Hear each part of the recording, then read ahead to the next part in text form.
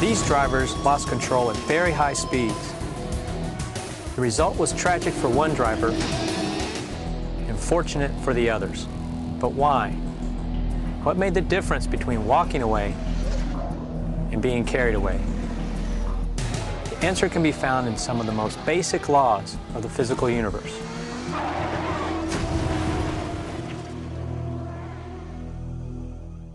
Hi, my name is Griff Jones. I teach high school physics.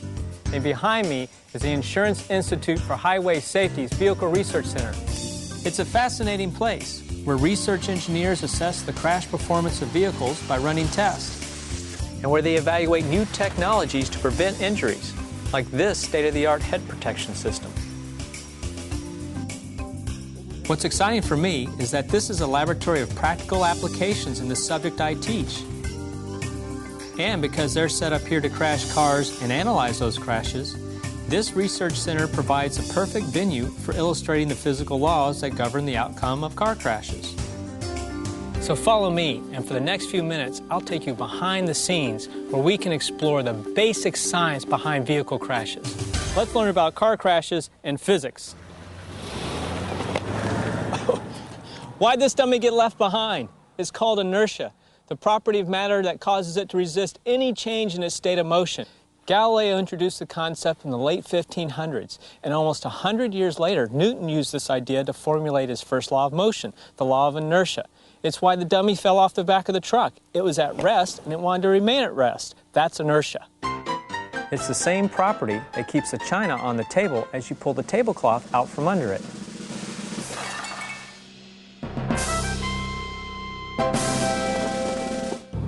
Now, what about a body in motion? Am I a body in motion? You bet I am. I'm moving 35 miles per hour. But from one perspective, it may not look like I'm moving at all, because in relationship to the passenger compartment, my position isn't changing. But if you look at me from the outside, you can see that I'm moving at the same speed as the vehicle, in this case, about 35 miles per hour. And if Newton was right, and we know he was, I'm going to keep on moving at the same speed until an external force acts on me. Now, what does this mean to occupants of a moving vehicle? Watch this. See how the car and the crash test dummy are traveling at the same speed?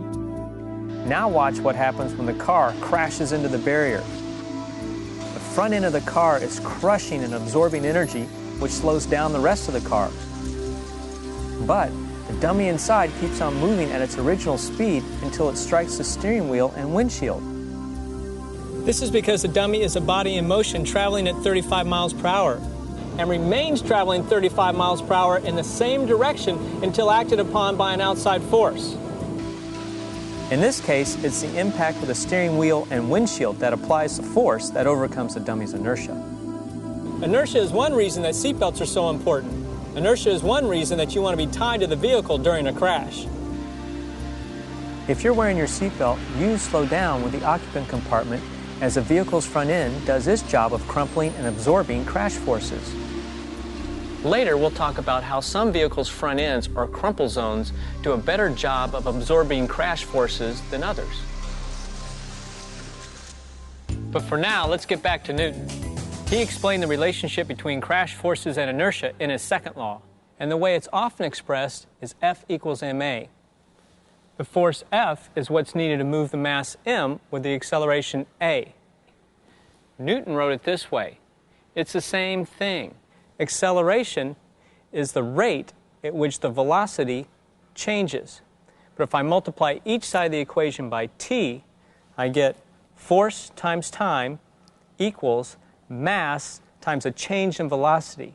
When Newton described the relationship between force and inertia, he actually spoke in terms of changing momentum with an impulse. What do these terms mean? Momentum is inertia in motion. Newton defined it as the quantity of motion. It's a product of an object's mass, its inertia, and its velocity or speed. Which has more momentum? An 80,000-pound big rig traveling 2 miles per hour? Or a 4,000-pound SUV traveling 40 miles per hour? The answer is they both have the same momentum. Here's the formula. P is for momentum. I don't know why they use P, they just do. equals m is for mass and v is for velocity. P equals mv. That's momentum. And what is it that changes an object's momentum? It's called an impulse. It's the product of force and the time during which the force acts. Impulse equals force times time. Here's my favorite demonstration of impulse. I have 2 eggs, same mass. I'm going to try to throw each egg with the same velocity. That means they have the same momentum.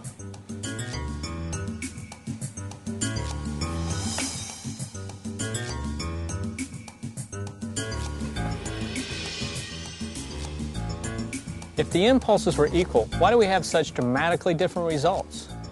The wall applies a big stopping force over a short time. The sheet applies a smaller stopping force over a longer time period. My students say the sheet has more give to it. Both stop the egg, both decelerate the egg's momentum to 0, but it takes a smaller force to reduce the egg's momentum over a longer time. In fact, so much smaller that it doesn't even crack the egg shell. Now let's relate this to automobiles. Both of these cars have the same mass, and both are traveling at the same speed, 30 miles per hour. Like the eggs, they have equal momenta. As a result, it will take equal impulses to reduce their momenta to 0. One car will stop by panic braking, and the other by normal braking. If both drivers are belted so they decelerate with their vehicles, the driver of the car on the bottom will experience more force than the driver on top. This is because if the impulses must be equal to decelerate each car's momentum to 0, the driver that stops in less time or distance must experience a larger force and the higher deceleration. Acceleration or deceleration. People often refer to G's as forces, but they're not.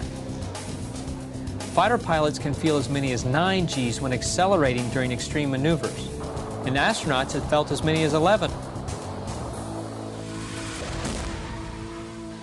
People in serious car crashes experience even higher G's, and this can cause injury.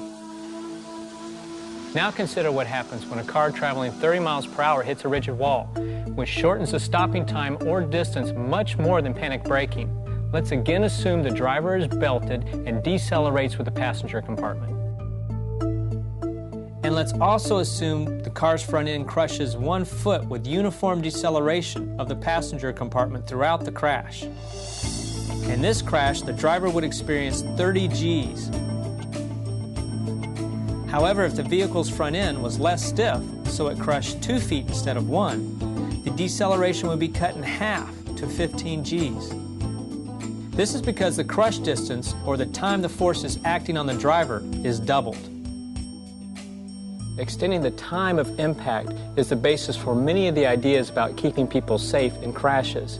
It's the reason for airbags and crumple zones in the vehicles you drive. It's the reason for crash cushions and breakaway utility poles on our highway. And it's the answer to the question I posed at the beginning of this film. This driver survived the crash because his deceleration from high speed took place over a number of seconds. This driver decelerated in a small fraction of a second and experienced forces that are often unsurvivable. Up to now, we've been looking at single vehicle crashes, but if we look at 2 or more objects colliding, we have to use another one of Newton's laws to explain the result. Even though the first cars wouldn't appear on the roads for over 200 years, collisions were an active topic of physics research in Newton's day. Back in 1662, Newton and his buddies formed one of the first international science clubs. They call it the Royal Society of London for Improving Natural Knowledge. One of the first experiments they did was to test Newton's theories on collisions using a device like this. What do you think is going to happen when I release this ball and it collides with the others? Let's try 2.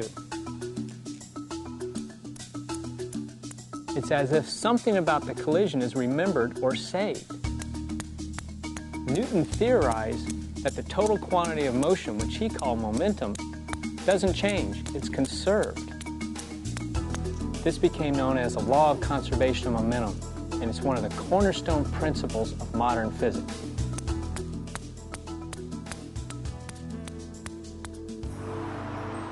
Before we apply this to crashing cars, we need to know something else about momentum. It has a directional property, so we call momentum a vector quantity. This means if identical cars traveling 30 miles per hour collide head-on, their momenta cancel each other. Inside the passenger compartment of each car, the occupants would experience the same decelerations from 30 miles per hour to 0. The dynamics of this crash would be the same as a single vehicle crash into a rigid barrier. What conservation of momentum tells us about collisions of vehicles of different masses has important implications for the occupants of both the heavier and lighter vehicle. In a collision of two cars of unequal mass, the more massive car would drive the passenger compartment of the less massive car backward during the crash, causing a greater speed change in the lighter car than the heavier car. These different speed changes occurred during the same time, so the occupants of the lighter car would experience much higher accelerations, hence much higher forces than the occupant of the heavier car. This is one reason why lighter, smaller cars offer less protection to the occupants than larger, heavier cars.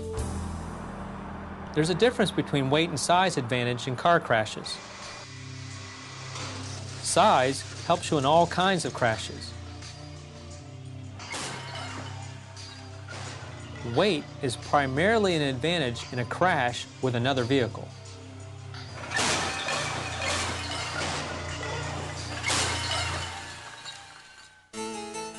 Newton was a pretty brilliant guy. The laws of motion he advanced over 300 years ago are still used today to explain the dynamics of modern-day events like car crashes. But even Newton failed to recognize the existence of energy. Even though it's all around us, energy is tough to conceptualize. Scientists have had difficulty defining energy because it exists in so many different forms. It's usually defined as the ability to do work, or as one of my students says, it's the stuff that makes things move.